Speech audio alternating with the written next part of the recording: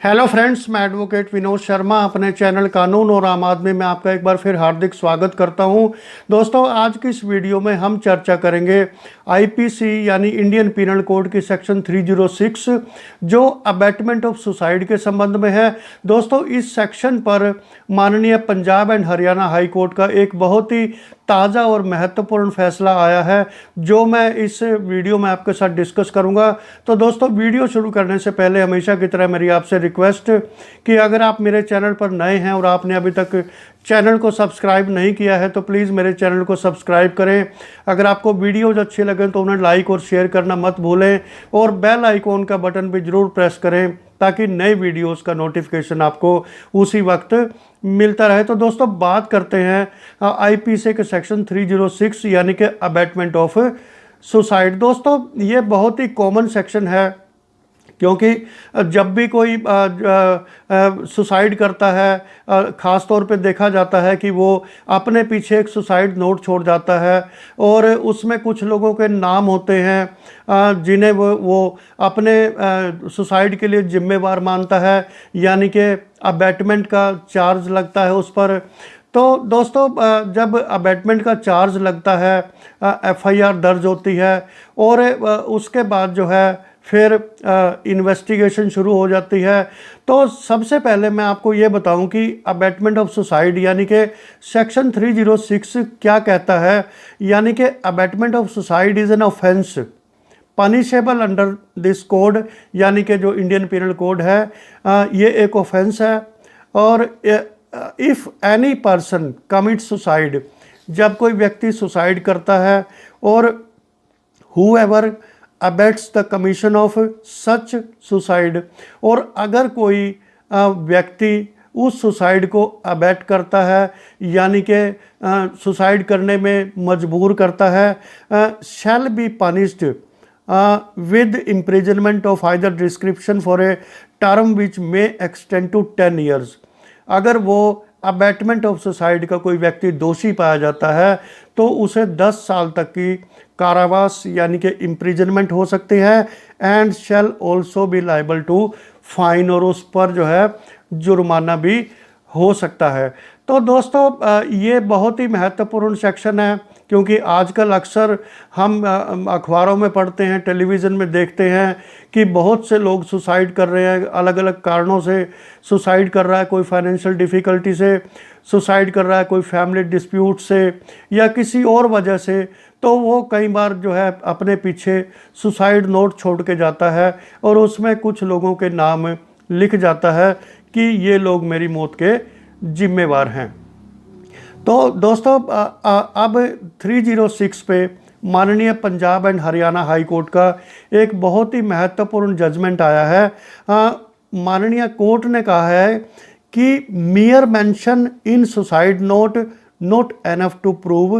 Guilt, यानी कि अगर आपका खाली नाम लिख दिया मरने वाले ने, सुसाइड करने वाले ने सुसाइड नोट में, तो उससे आपका जो अपराध है वो साबित नहीं होता। नाम लिखने से खाली अपराध साबित नहीं होगा, बल्कि अपराध को साबित करने के लिए कुछ और इंग्रेडिएंट्स भी होते हैं जो ऑफेंस को कॉन्स्टिट्यूट करते हैं। यानी कि guilt of accused would not be established by itself merely because of being named in a suicide note until the ingredients of the offense are made out। यानी कि खाली नाम लिखने से ऑफेंस नहीं बनता है, एस्टैब्लिश नहीं होता है, बल्कि कुछ दूसरे इंग्रेडिएंट्स हैं जो अगर वो एस्टैब्लिश हो जाते हैं तब abatement of offence, abatement of suicide का जो गिल्ट है वो प्रूव होता है। यानी कि ये जजमेंट जो है माननीय हाई कोर्ट के जस्टिस जसजीत सिंह बेदी ने सुनाई है। एक केस उनके सामने आया था जिसमें एक व्यक्ति ने सुसाइड कर लिया था और उसमें 2 लोगों के नाम उन्होंने दिए थे। उसके बारे में मैं आपको डिटेल में इसी वीडियो में बताऊंगा। तो जस्टिस बेदी ने कहा कि there must be a proximate and live link. Proximate मतलब जो है एक बहुत ही करीबी संबंध होना चाहिए सुसाइड में और उकसाने में, और एक लाइव लिंक होना चाहिए कि जो है जो चीज़ों को जोड़े कि हाँ वाकई जो है इस व्यक्ति ने को मजबूर किया गया सुसाइड करने के लिए, ये एस्टैब्लिश होना चाहिए। Live link between the occurrence and subsequent suicide to constitute the offence, यानी कि प्रॉक्सीमेट एक तो इसमें फैक्टर है और दूसरा लाइव लिंक। जब ये दो फैक्टर मिलेंगे उसके बाद ही जो है ये ऑफेंस एस्टैब्लिश होता है। तो इसके अलावा दोस्तों माननीय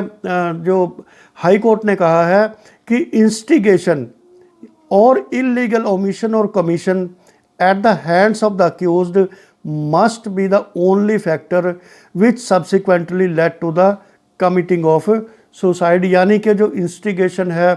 किसी को मजबूर किया गया सुसाइड करने के लिए, उसको सुसाइड के लिए उकसाया गया, यही एक फैक्टर होना चाहिए।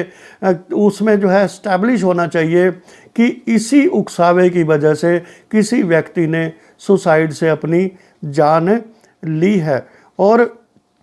इसमें दोस्तों माननीय जो Punjab and Haryana high court है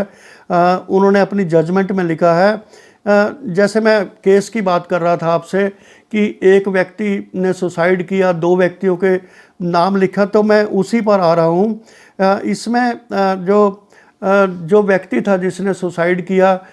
उन्होंने आरोप लगाया था कि मैं इनकी वजह से सुसाइड कर रहा हूँ, दो व्यक्तियों के नाम लिखे। और क्योंकि अब सवाल ये आता है कि उस व्यक्ति ने मई 2019 में सुसाइड किया और उससे पहले जब धमकी दी गई उसको या उसके परिवार वालों को, इन दो व्यक्तियों ने, वो फरवरी 2019 में दी गई, यानी कि 3 महीने का गैप था इसमें अकरेंस में और सुसाइड में।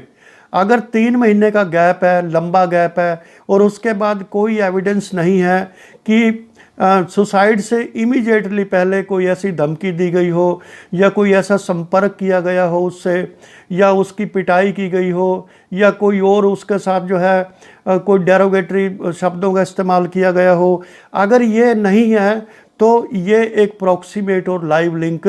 नहीं बनता है, क्योंकि इसमें 3 महीने का गैप आ जाता है।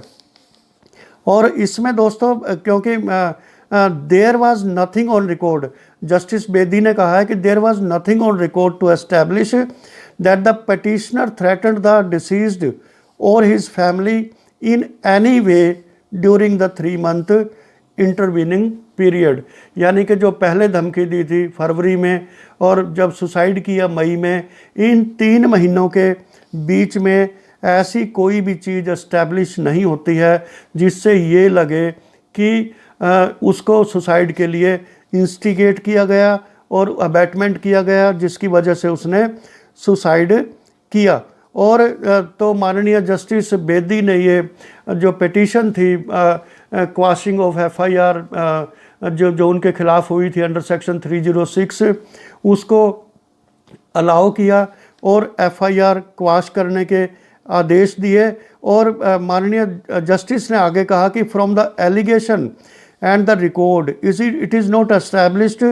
That the petitioner accused intended to push the deceased into committing the suicide, यानी कि जितने भी जो केस के फैक्ट्स हैं, जितने भी एविडेंसेस हैं, उनको देखकर ये नहीं लगता कि जो इसमें पेटिशनर है यानी कि जो एप्लीकेंट है उसने उस व्यक्ति को सुसाइड के लिए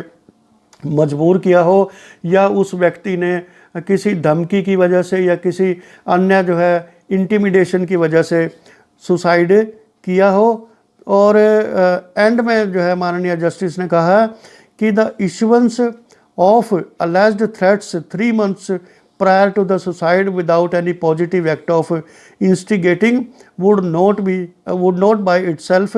create an offence under section 306 of the IPC, यानी कि 3 महीने पहले दी गई धमकियों से ये साबित नहीं होता कि जो इसमें डिसीज्ड है उसने किसी से तंग आकर सुसाइड किया हो और उसको सुसाइड के लिए अबैट किया गया हो। तो दोस्तों ये 306 सेक्शन बहुत ही महत्वपूर्ण है, क्योंकि आजकल बहुत चलन में है, और ये जजमेंट को आप कोट करके अपना बचाव कर सकते हैं। और मेरी आपको ये हिदायत है कि अगर आपका भी कोई इस तरह का केस है तो आप भी जो है, अगर कोई लाइव लिंक और प्रोक्सीमेट नहीं है इस चीज़ में, तो आप भी ऐसे केस में अपना बचाव कर सकते हैं। तो दोस्तों आज की वीडियो में इतना ही, मिलता हूँ एक नई वीडियो के साथ, तब तक धन्यवाद।